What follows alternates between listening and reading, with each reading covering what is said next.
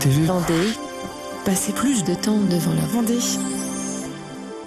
La nouvelle fait immédiatement la une des journaux et se répand dans le monde entier.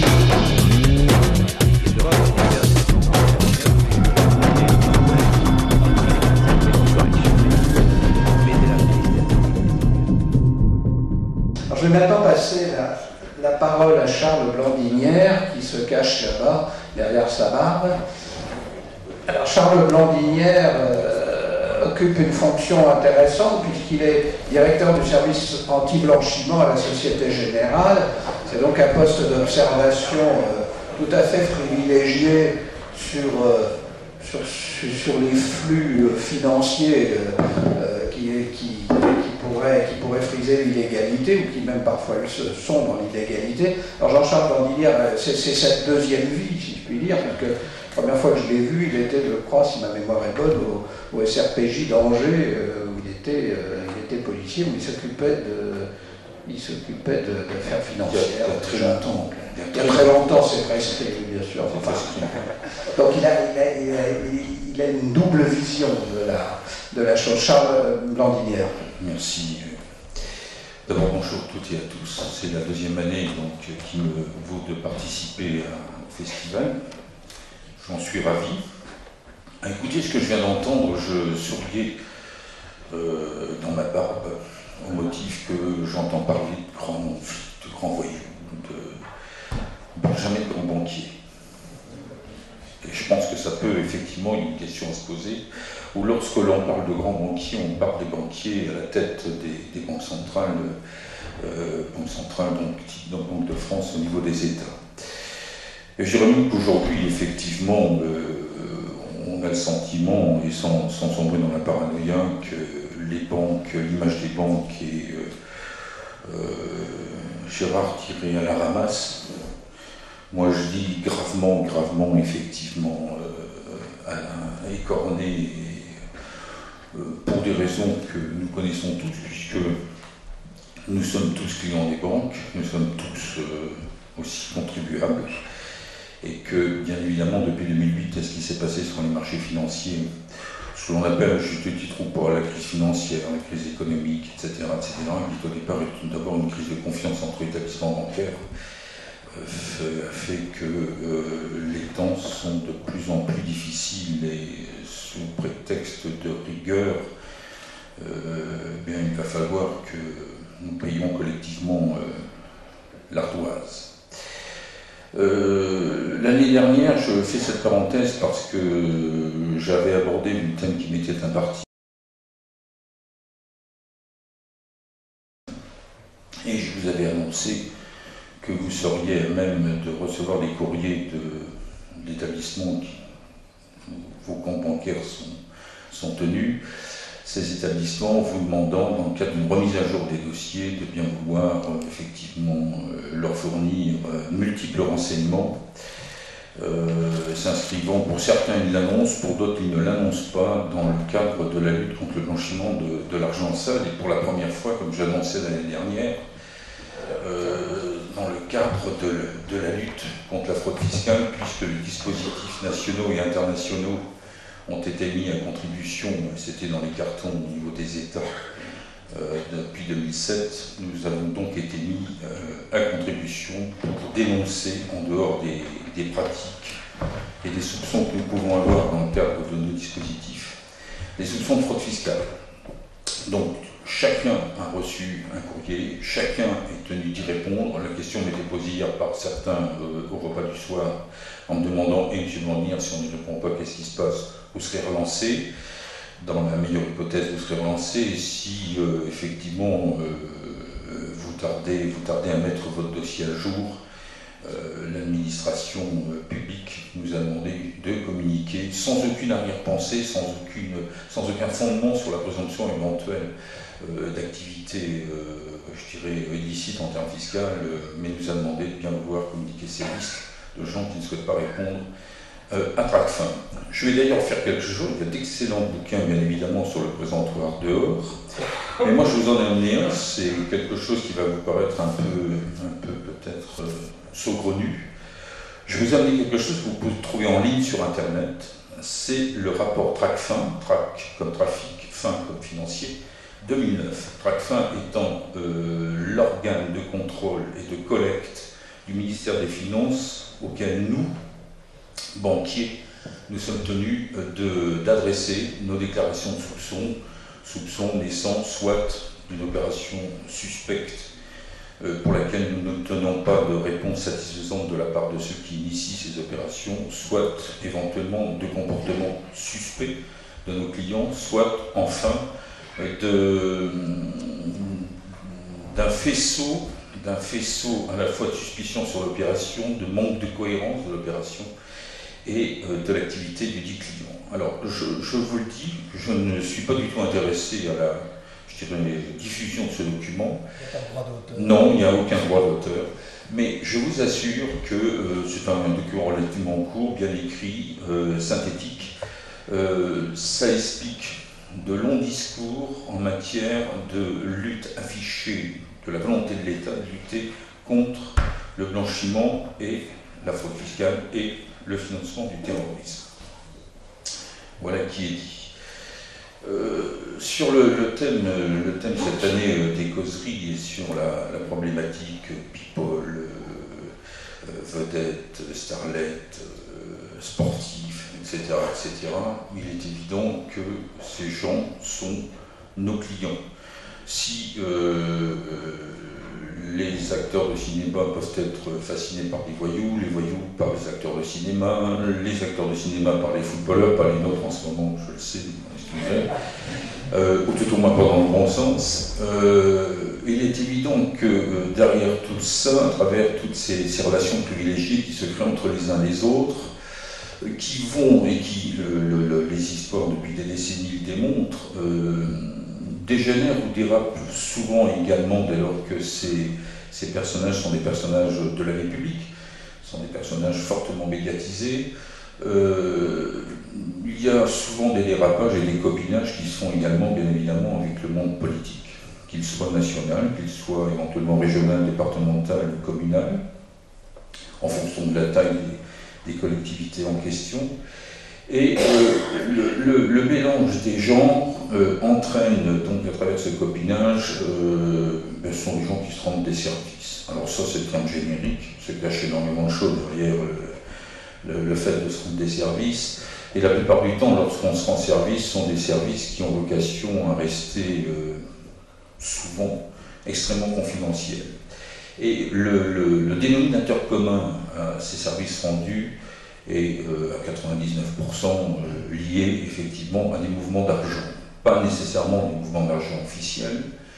Le plus souvent, et je fais partie des gens ravis cette année, je reviens à mon rapport TRACFIN 2009, on s'aperçoit quand même que les dispositifs qui ont été mis en place permettent timidement, posent des problèmes à ceux qui, jusqu'alors, ce soit à travers toutes les activités de la banque, j'y reviendrai dans 5 minutes, sont obligés de passer par des voies détournées et on revient au bon vieux système des échanges en numéraire et en espèces qui bien évidemment entraînent souvent des malentendus qui éventuellement peuvent se terminer, comme le disait notre ami tout à l'heure,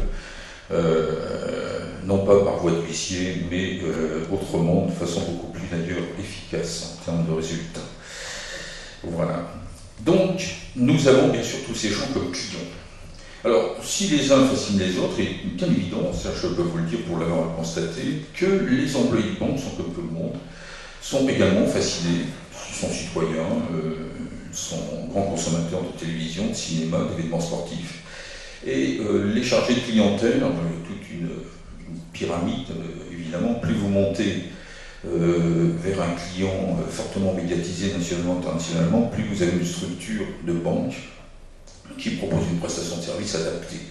Alors ça c'est un peu euphémisme pour vous expliquer que bon, un client certes aisé, mais à l'activité légale ou apparemment légale, a droit à un prestataire de service, un chargé de clientèle, dans d'autres jargons ça donne CGPiste, c'est-à-dire conseiller en gestion de patrimoine, et non pour autre chose, n'est-ce pas?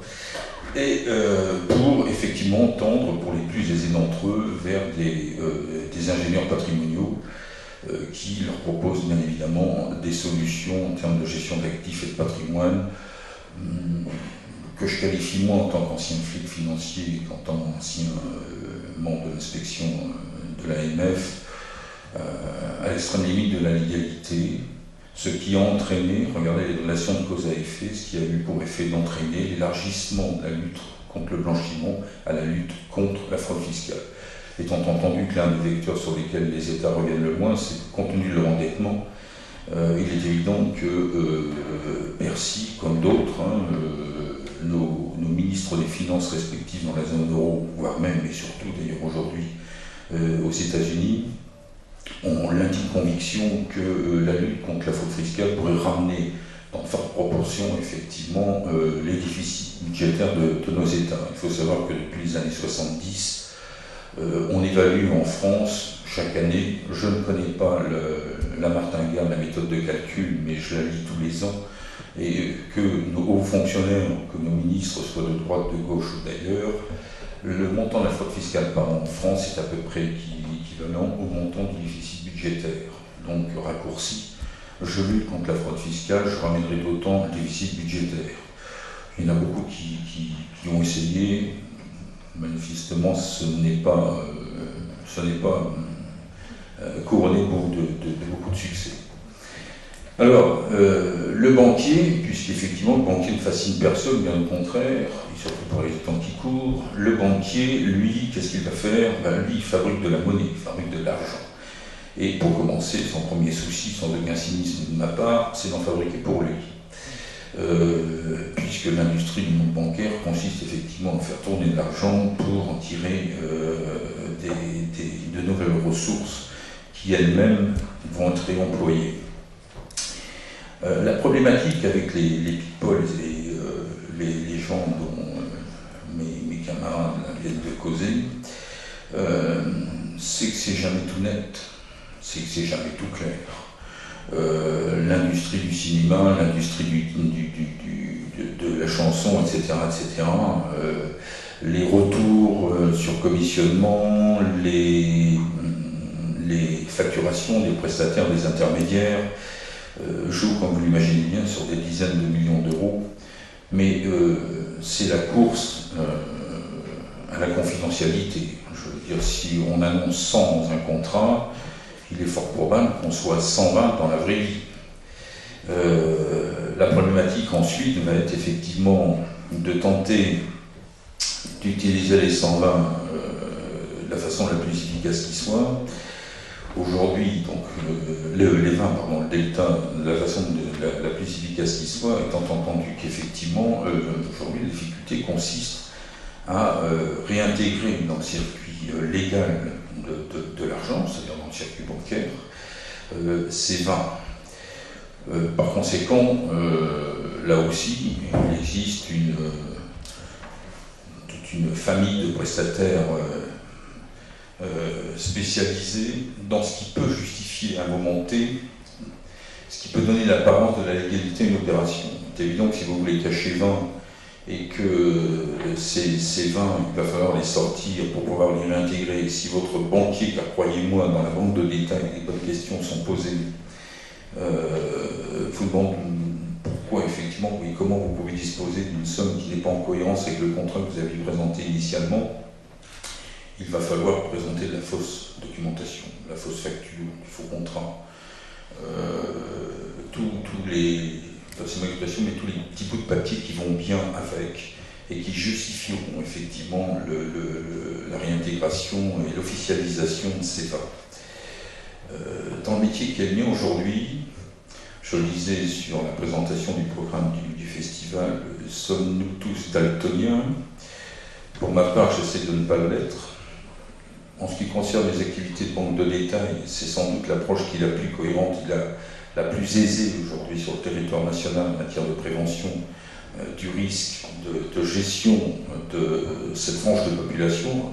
Malheureusement, nous n'avons pas que cela à gérer. Nous avons, j'ouvre une parenthèse, dans le nouveau texte de loi, les personnes politiquement exposées. C'est quelque chose d'assez extraordinaire et qui s'imposait que la puissance publique, le législateur, ait défini des règles pour les banques, des règles d'approche vis-à-vis des clients, investis d'un mandat public, d'un mandat électif, et qui sont à même, puisque la loi le dit, de présenter un risque particulier en matière de manipulation de fonds, compte tenu des missions qui sont les leurs et des mandats qu'ils exercent à la suite d'une élection suffrage universel. Ce qui veut dire que plus les choses vont, et plus le législateur a l'obligation de reconnaître que la corruption n'est pas qu'une vue de l'esprit, et qu'effectivement il faut mettre de plus en plus de dispositifs en amont, en prévention, pour justement tenter de lutter contre ces risques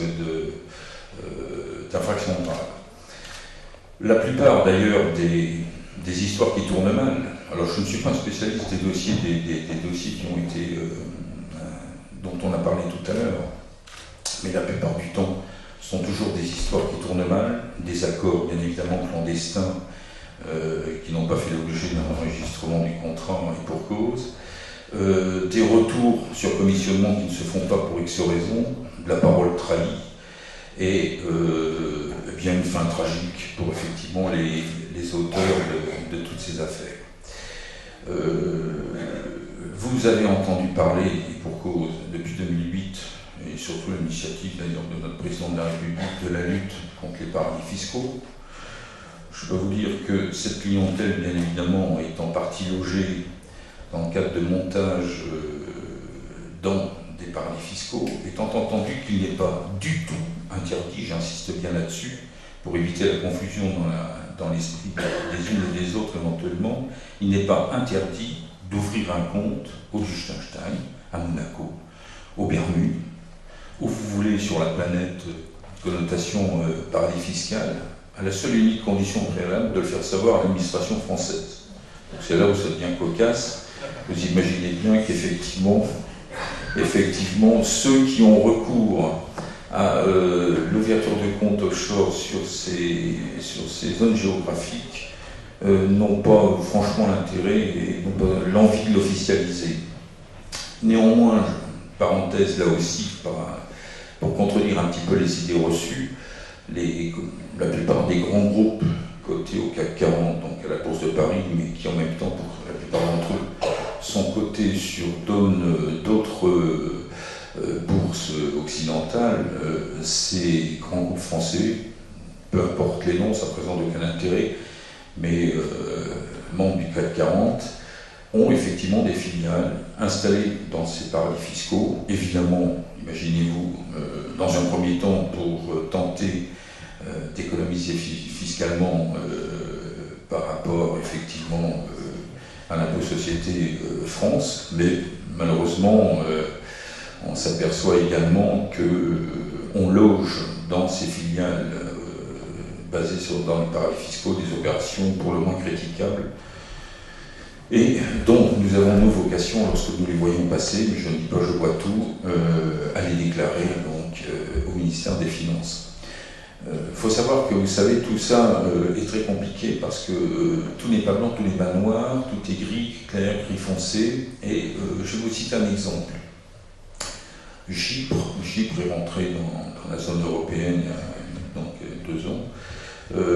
Chypre était auparavant considéré comme un paradis fiscal, principalement d'ailleurs complètement phagocyté par les Russes, les oligarques russes, qui avaient là-bas à la fois des comptes de sociétés exportatrices et des comptes de banques privées ouverts à leur nom. Chypre avait déjà signé donc l'accord est depuis totalement officialisé avec la France, des conventions bilatérales au niveau fiscal qui permettent quelque chose d'extraordinaire en toute légalité, mais ça on ne vous l'explique jamais, c'est-à-dire la non-imposition de dividendes que la filiale verse à sa société mère à Paris. C'est exonéré d'impôt société, c'est-à-dire que toute l'astuce consiste à monter une filiale à Chypre, mais réellement pas une boîte aux lettres, une filiale avec des bureaux, du personnel, une activité. Et cette filiale va centraliser, parlons d'une société internationale de distribution, va commercialiser, la facturation va se faire à partir de Chypre, va dégager bien sûr de la marge, du bénéfice, Ce bénéfice ensuite donnera lieu à paiement de dividendes à la société mère à Paris, et dans le cadre d'accords bilatéraux entre la France et Chypre, comme entre la Suède et Chypre, effectivement il y a une multitude d'accords bilatéraux, la société mère va remonter dans son propre résultat les bénéfices qu'elle réalise officiellement à travers sa filiale à Chypre, et ces bénéfices ne seront pas imposables à Paris. J'illustre ce que je dis parce que, bien évidemment, là je prends le cas d'une société d'exportation éventuellement russe ou de société française installée à Chypre, mais vous avez des sociétés de production, vous avez des sociétés liées à l'activité people en prestation, dont certaines professions spécialisées dans le conseil fiscal. Alors, je ne veux pas citer de nom pour éviter la polémique en disant tiens, il manque du doigt X ou Y. Dans la mesure où nous sommes nous-mêmes montrés du doigt au quotidien, je ne souhaite pas montrer du doigt aujourd'hui les professions en matière d'ingénierie fiscale, et d'autant que la majorité de ces opérations sont légales.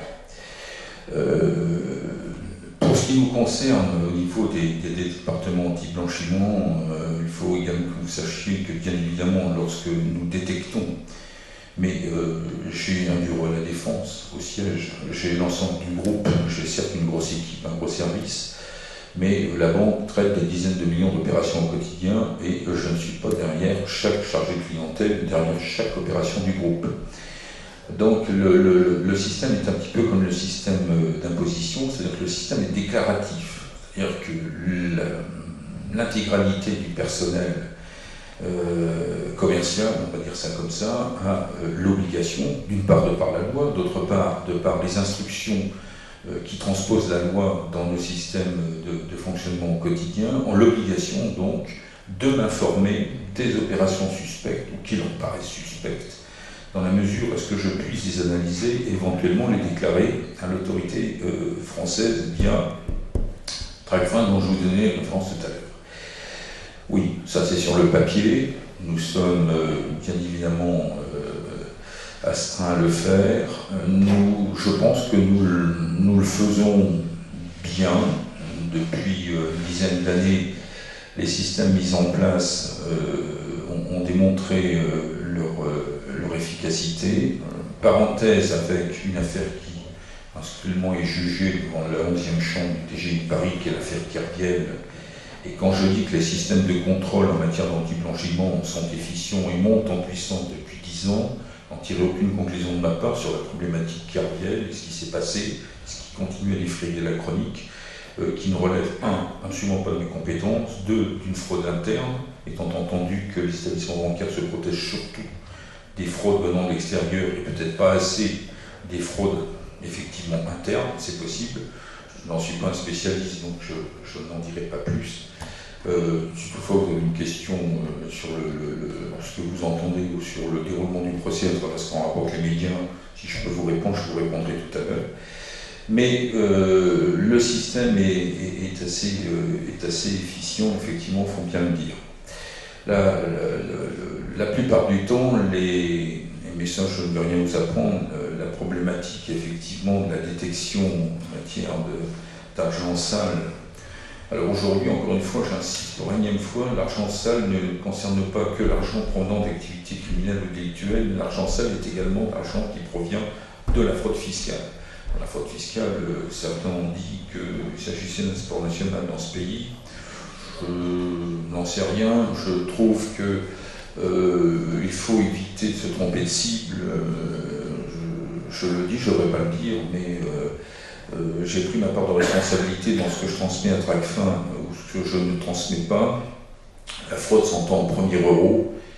Nous avons obtenu de l'administration des conditions pour constituer, je dirais, le soupçon du délit de fraude fiscale, c'est-à-dire d'une part une opération suspecte ou des fonds à l'origine indéterminée, conjointement avec des paramètres que vous retrouverez, si vous avez la curiosité d'aller traîner sur le rapport Tracfin, vous verrez l'utilisation, effectivement, comme le disait notre ami tout à l'heure, qui nous pouvons exercer une activité de gestionnaire de société avec recours donc à un homme de paille, ce qu'on appelle un gérant ou un dirigeant de fait, le donneur d'ordre, le vrai étant le cas qu'il évoquait lui-même. La problématique qui se pose, c'est comment effectivement le gérant de fête, lui il a la réponse, moi aussi, comment le gérant de fête effectivement rémunère, le gérant de droit pardon, rémunère le gérant de fête. Je ne peux pas être dirigeant de société, je mets un hôte de paille à qui je promets effectivement de le rémunérer, c'est normal. Mais évidemment, je vais reprendre une expression à toi, c'est moi qui relève les compteurs. Bon, la problématique, c'est de passer l'opération comptabilité, on est bien d'accord. Et puis après, effectivement, c'est de la mettre sur un compte ou de s'acheter une belle maison, une belle auto. Bon, c'est du blanchiment, certes, à la petite semaine, on en voit, c'est la vie de bon nombre de nos concitoyens. Pardon? Oui, excuse-moi. Et maintenant, montons dans les problématiques, que vous ayez finalement 100 000 euros, 1 million, 10 millions d'euros à blanchir, ou à utiliser à chacun son échelle, les problèmes restent les mêmes. Ce que je voudrais également dire, c'est que la fascination pour ces activités, ces gens showbiz, sportifs, j'entendais l'autre fois effectivement M. Ribéry rémunérer ses 100 000 euros par mois, quelque chose comme ça. Oui, bon, très bien, ça c'est pas dans mon domaine de compétence. S'il m'apporte les 700 000 euros sur un compte Société Générale avec un bulletin de salaire, on les prend. S'il m'amène 130 000 euros en m'expliquant que les 60 000 d'écart, c'est compliqué à expliquer, mais il veut quand même me les donner, théoriquement j'ai une obligation déclarative. Nous sommes quelque part, je dirais, des prestataires de services financiers et nous tentons de concilier l'inconciliable. Vous imaginez bien que, à travers la fonction que j'ai pu avoir pendant près de 30 ans, la fonction de régulation, ensuite au niveau AMF et ma fonction aujourd'hui, je suis sans doute et de très loin au niveau de la direction générale l'empêcheur de tourner en rond. Ce que je veux dire par là, c'est que sur un cas concret, nous n'avons pas nécessairement la même analyse. Et c'est là peut-être où, pour conclure, parce que je ne veux pas être long après compte tenu de l'heure qu'il est, et c'est là où certains, effectivement, nous pouvons être daltoniens. Certains voient du blanc, ou moi je vois du noir, ou du rouge, et réciproquement. C'est toujours conflictuel.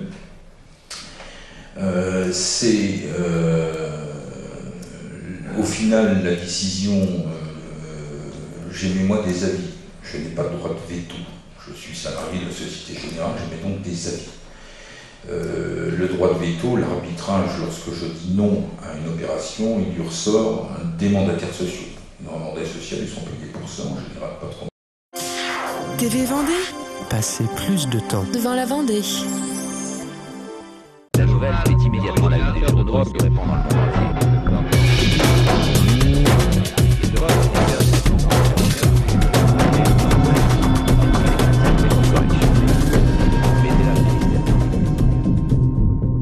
Je vais maintenant passer la parole à Édouard Martial, qui est avocat au barreau d'Agen et qui est très familier, disons, des affaires de sport et des affaires délictueuses. Il a été avocat dans l'affaire Virenque, si je ne me trompe pas, et il va vous parler de du triptyque, j'allais dire, dopage, argent, les filles, voilà. Je lui passe la parole, Édouard Martial. Merci, bonjour. Il arrive quelquefois que la justice s'offre des messes. Et des messes dont elle pense d'ailleurs qu'elles peuvent avoir un effet pédagogique et que ça va nous servir à tous.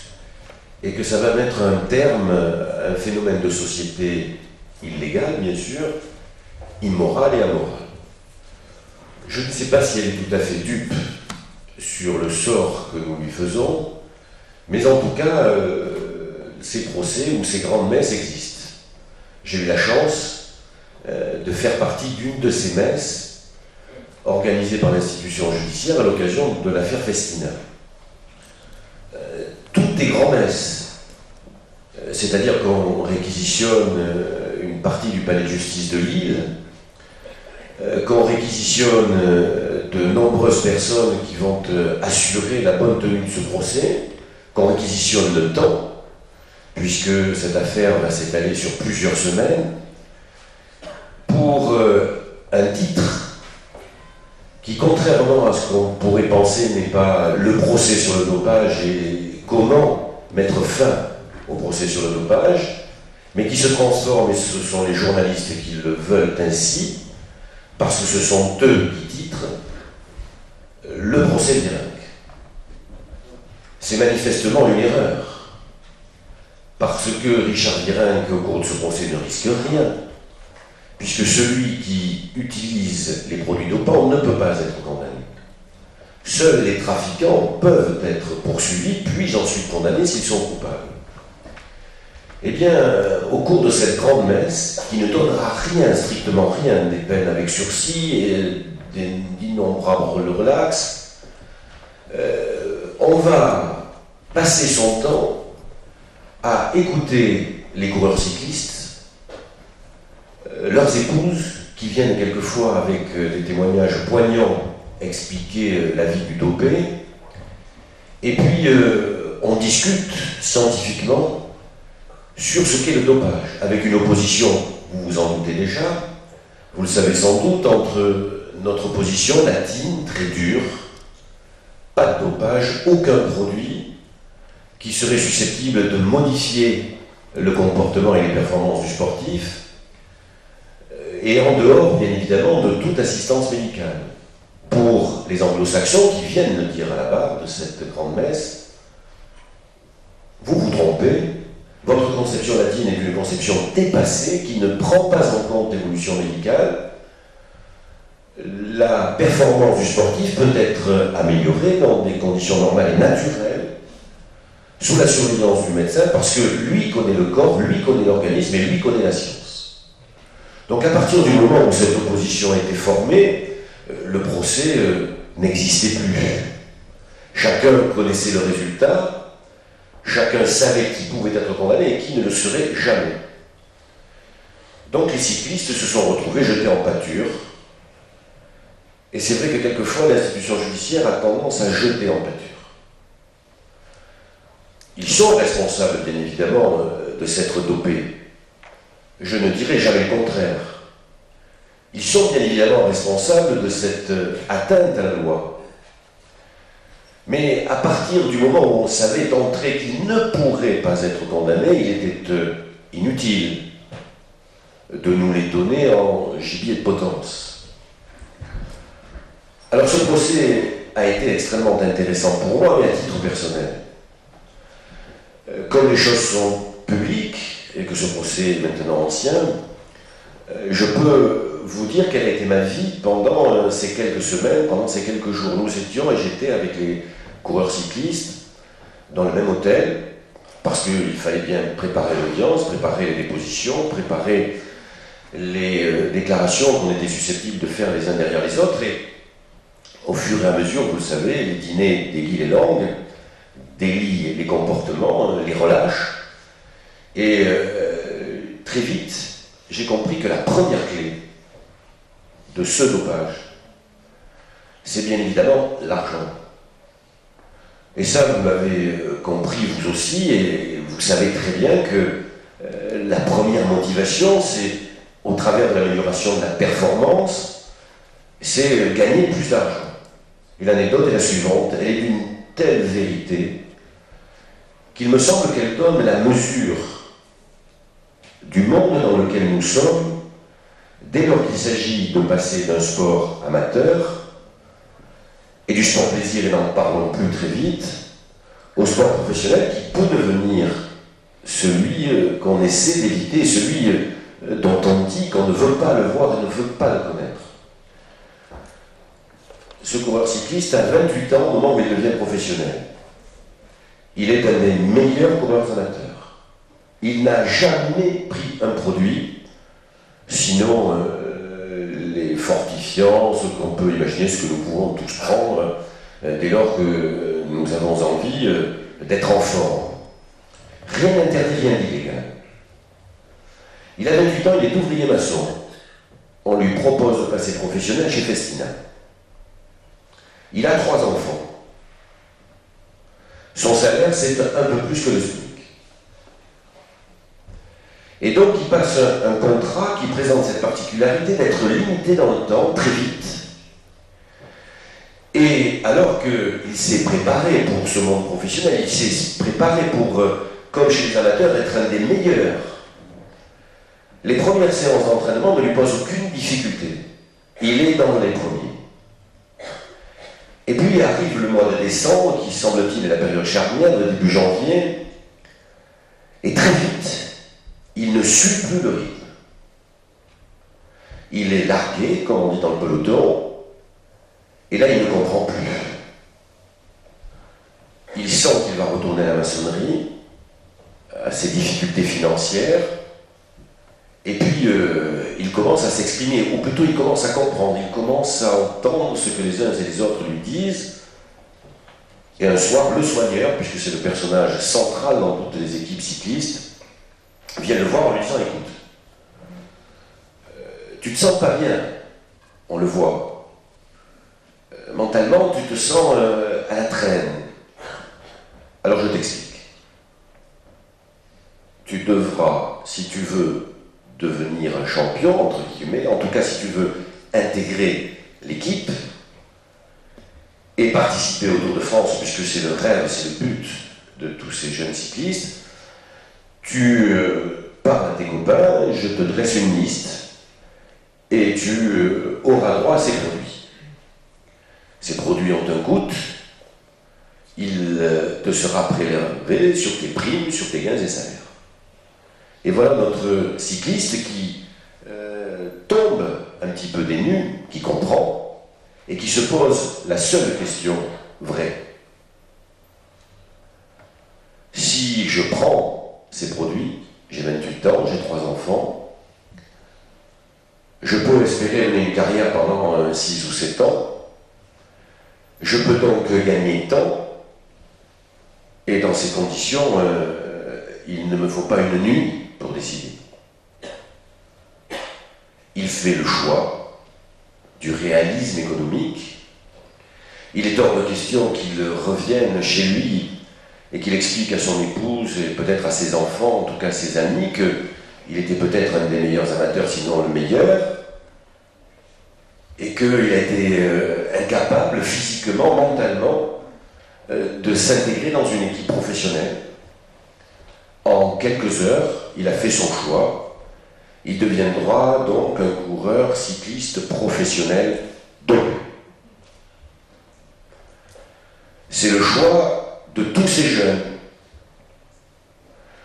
Et j'aborde presque ma conclusion, que je vous ferai dans quelques instants, parce que pour Richard Virenque, c'est une évidence. Pour Laurent Brochard, c'est tout autant une évidence. La première clé, c'est celle de l'argent. La seconde, c'est bien évidemment cette jeunesse. Il faut que nous sachions tous, et à partir de cet instant, je ne sais même plus si on peut porter le jugement de valeur, que ces jeunes sont repérés par ce qu'on appelle, nous, les uns et les autres, dans notre monde presque parfait, en tout cas moralisateur, des éducateurs, qui sont tous les dimanches sur les courses de gosses, de cadets, puis de juniors, et qui repèrent quoi? Les meilleurs, qui repèrent quoi? Les corps qui sont susceptibles de mieux résister. Ces gosses-là ne vont plus vivre qu'avec ce dont on dit qu'ils sont des éducateurs et qui, pour moi, sont les premiers responsables de ce qui va se passer.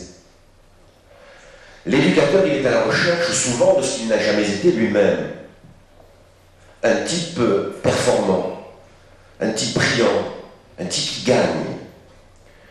Et donc, au travers du jeune qu'il va repérer, dont il va faire une espèce de bestiole, il se projette et il vit par procuration ce qu'il n'a jamais été. Et c'est pour moi la deuxième clé de cette explication du dopage et de cette explication vers laquelle, bien évidemment, le sport professionnel se dirige tout droit et dont, à mon avis, il ne sortira jamais. Nous ne faisons strictement aucune illusion. Comment pourrait-il en être autrement? les éducateurs, leur jeunesse, ces gosses n'ont plus aucun contact avec la vie scolaire, ils n'ont plus aucun contact avec le bien et le mal en dehors de monter sur un vélo et d'aller le plus vite possible et le plus longtemps possible. Ils sont entre les mains de l'éducateur qui deviendra, une fois qu'il l'aura sorti de ce peloton des anonymes, son soigneur et son pourvoyeur de produits dopants, avant que d'intégrer l'équipe professionnelle. C'est ce que j'ai retiré de ces discussions à bâton rompu, qui étaient quelquefois très drôles, marrantes.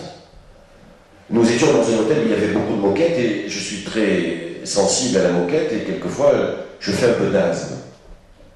Et donc j'ai, comme tout un chacun, un tube de ventoline, et un soir j'arrive, je me faisais un peu des injections de ventoline, et un des coureurs me dit « Oh Edouard, si tu veux, tu montes dans ma chambre, moi je te débouche pour la quinzaine. » J'étais loin d'imaginer qu'il y en avait dans les chambres, des produits. Parce que c'est la deuxième partie, c'est que ce dopage qui est le dopage professionnel vient aussi dans la vie privée. Il vient dans tout ce qui est festif, et vous avez souvent entendu parler du partage du pot belge à l'occasion des grandes soirées organisées par les meilleurs cyclistes et aujourd'hui commentateurs sportifs. Et ils vont jusqu'au bout. Je vous disais que ça c'était la vie du procès, puis il y a eu des témoignages dont je vous disais, je vous expliquais qu'ils avaient été poignants, émouvants. La femme de nos anciens champions du monde qui vient à la barre, lui avait avoué et il avait reconnu qu'il en avait cédé. Et cette épouse vient, il faut avoir du courage pour venir. Parce que ce qu'elle vient raconter derrière, c'est pas rien. Et cette émotion va glacer bien évidemment la salle du tribunal. Enfin, on est dans le vif du sujet. Enfin, on n'est pas dans un colloque sur le dopage organisé par l'institution judiciaire à l'attention de gens qui n'en ont strictement rien à faire parce qu'ils ne changeront aucun de leur comportement. Et pourtant, ce qu'elle va dire, cette femme, aurait dû, au-delà de l'émotion, au-delà de ce qu'elle nous envoie comme message fort, dire que c'est pas possible, il faut s'arrêter. Cette femme va raconter que son époux champion, elle le rejoint à Barcelone. Elle est fière de ce mari champion, qui non seulement est un champion, mais qui permet à toute sa famille de vivre confortablement et avec un revenu que personne n'aurait pu espérer. Il y a les contrats publicitaires et il y a cette façon de vivre qui fait que tout le monde a tout dans la famille. Elle vient expliquer son enfer. Elle vient expliquer qu'elle craint d'être proche physiquement de son mari. Parce que depuis plusieurs mois, sexuellement, il ne la lâche plus. C'est-à-dire qu'il en est arrivé à un point où son énergie sexuelle est totalement décuplée, ses besoins sont insatiables, n'ont plus de limite, et il lui fait vivre à cette jeune femme un véritable enfer. Elle vient l'expliquer avec ses mots à elle, et c'est très fort. Ce procès est ensuite, pour moi, le rappel d'une anecdote absolument extraordinaire. Ça peut nous arriver, Jean-Louis, quand on dit à nos clients, surtout pendant la durée du procès, ne me faites pas une connerie. Je vous en prie, surtout quand ils sont un peu connus, restez à l'abri. Après tout, nous passons de bons moments le soir à l'hôtel, ça doit vous suffire. On raconte des histoires, les avocats racontent les leurs, les cyclistes, les clients racontent les leurs, et c'est intéressant parce que l'échange y est et on se nourrit les uns des autres. Je sentais bien qu'ils se préparaient quelque chose. On était au 10e, au 2e jour du procès, la lassitude commence à gagner les uns et les autres, Et puis, je vois que ça se dirige vers les chambres, ça se prépare, je sens bien que ça va redescendre dans pas longtemps. Et ils redescendent.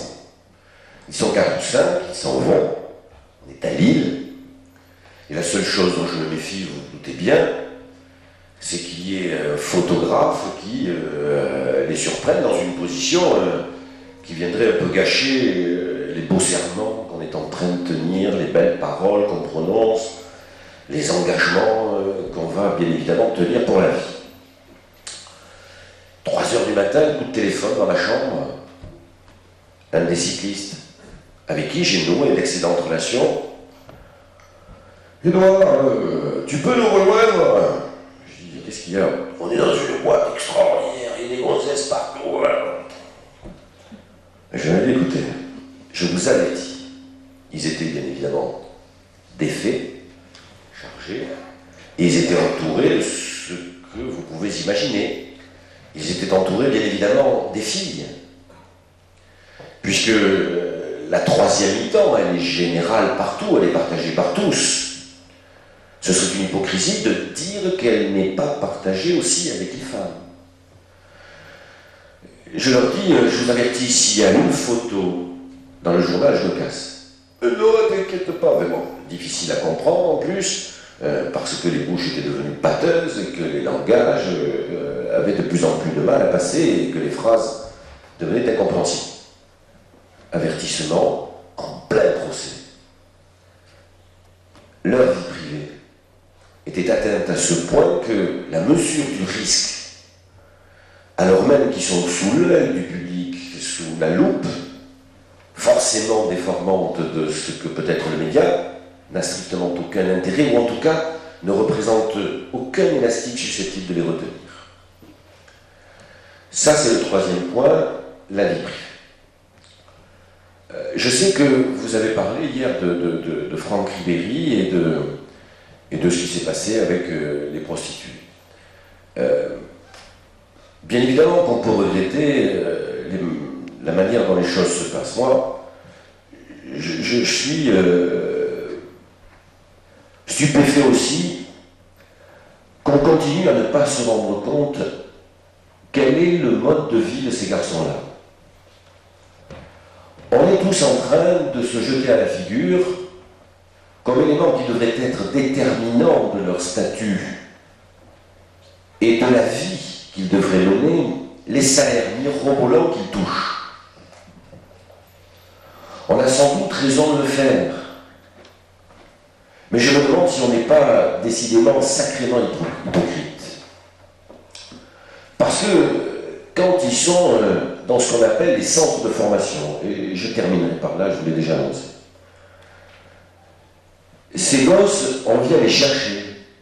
Ils ont 16, 17 ans. Quelquefois, on vient les prendre beaucoup plus jeunes. Je ne vous parle même pas de ce jeune Africain qu'on est allé chercher au Sénégal, en Côte d'Ivoire, qu'on a mis dans un centre de formation et qui, tout à coup, se retrouve avec nos contraintes à nous, nos habitudes, et qui se voit proposer un contrat parce qu'on a senti à quel point il était talentueux et qu'on pouvait décidément en faire quelque chose, l'intégrer dans un effectif professionnel, et qui tout à coup voit autour de lui des agents arriver qui viennent lui proposer des avances, des salaires mirobolants en dizaines, en centaines de milliers d'euros. Moi, je ne sais pas qui vous êtes. Et je ne me permets surtout pas de penser ce que vous pourriez être. Je me pose simplement la question à moi-même, régulièrement. À 16-17 ans, si on était venu me proposer 100 000 euros ou 50 000 euros par mois pour commencer, si on était venu m'offrir la montre qui brille de 1000 feux, il n'y a pas que ces gosses de 17 ans qui se laissent prendre par les montres qui brillent de 1000 feux. Hein? Je vous le rappelle quand même. Si on était venu me proposer ce K4 de mes rêves que je vois dans les magazines, je ne sais pas comment j'aurais réagi. même si j'ai reçu une éducation qui m'aurait peut-être éloigné de ces tentations, je ne suis pas sûr que j'aurais été capable d'y renoncer et d'y résister.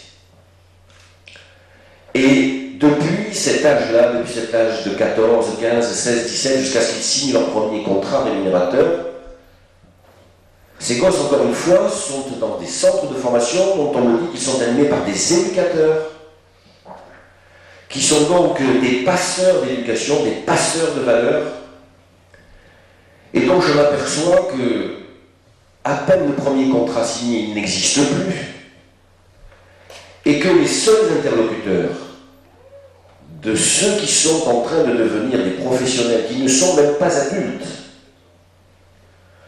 sont des agents qui vont bien évidemment leur tondre une partie de la laine qu'ils vont porter, et leurs semblables. Et leurs semblables, eh bien, c'est des Ribéry, c'est des Ronaldinho, c'est tout ce que vous connaissez, qui ne pensent qu'à un truc, bien évidemment sortir jusqu'au bout de la nuit, avoir la plus grosse voiture. Mathieu Balbuena et son Hummer dans les rues de Marseille, je vous promets que c'est quelque chose.